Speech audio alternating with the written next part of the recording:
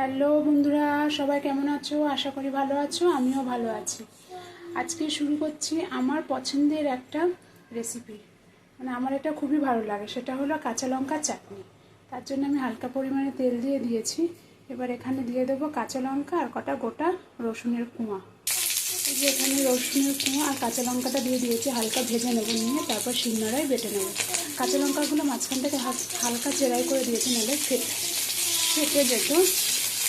আমার এই খাবারটা খুব পছন্দের, গরম ভাতের সাথে খুব ভালো লাগে আমার। আপনারাও একবার ট্রাই করে দেখবেন, আশা করি ভালো লাগবে। এই রেসিপিটা আমি আমার মার থেকে শিখেছি। মাদেরকে দেখতাম শুকনো লঙ্কা দিয়ে বানাতো, তো আমি শুকনো লঙ্কা খাই না বলে কাঁচা লঙ্কা দিয়ে করছি। ভাজাটা আমার হয়ে গেছে, দেখুন রসুনগুলো লাল লাল হয়ে গেছে, কাঁচা লঙ্কাটাও প্রায় ভাজা হয়ে গেছে। এবার নামিয়ে ফেলবো। এই যে আমি শিলনোড়ায় ভালো করে বেটে নিয়েছি, এর মধ্যে স্বাদ অনুযায়ী লবণটাও দিয়ে দিয়েছি। আমার রেডি হয়ে গেল কাঁচা লঙ্কা আর রসুনের চাটনি। রেসিপিটা কেমন লেগেছে অবশ্যই আমাকে কমেন্টে জানাবেন। যদি ভালো লেগে থাকে তাহলে আমাকে একটা লাইক, শেয়ার, কমেন্ট আর সাবস্ক্রাইব করে দেবেন। Thank you.